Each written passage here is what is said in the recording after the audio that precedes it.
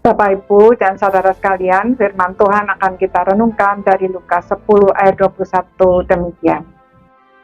Pada waktu itu juga, bergembiralah Yesus dalam Roh Kudus dan berkata, "Aku bersyukur kepadamu, Bapa, Tuhan langit dan bumi, karena semuanya itu Engkau sembunyikan bagi orang bijak dan orang pandai, tetapi Engkau nyatakan kepada orang kecil. Ya Bapa, itulah yang berkenan kepadamu."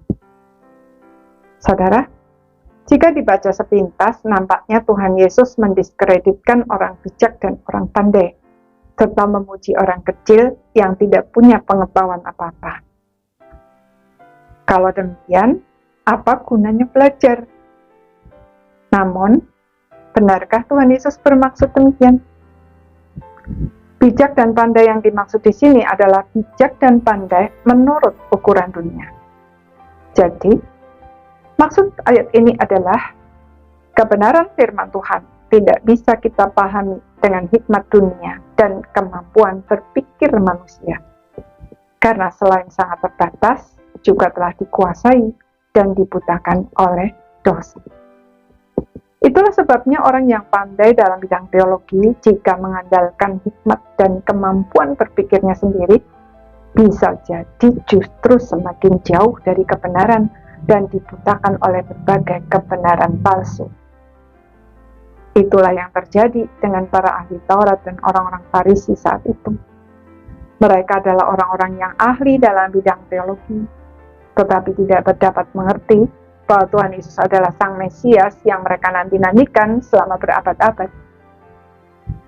Sebaliknya, sekalipun secara intelektual kita tidak pandai, jika kita mengandalkan hikmat Allah dan membuka diri bagi pekerjaan Roh Kudus, maka Tuhan akan membuat kita mampu memahami kedalaman firman Tuhan.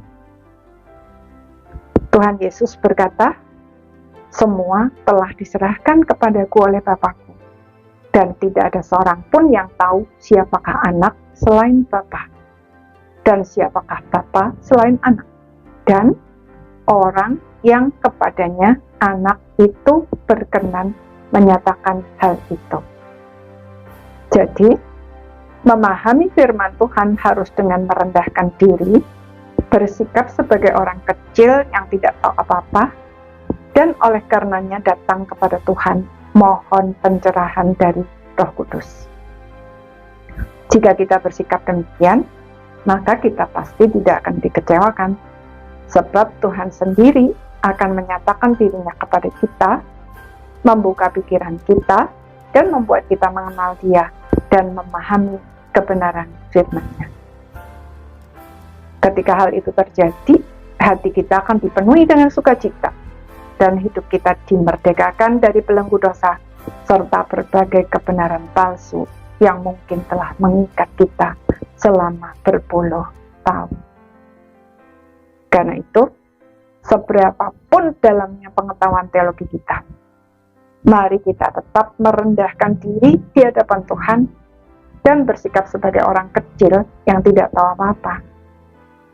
Dengan demikian, pada saat Tuhan berkenan menyatakan dirinya kepada kita sudah siap untuk menyambutnya dan bertumbuh di dalam pengenalan akan Dia. Amin.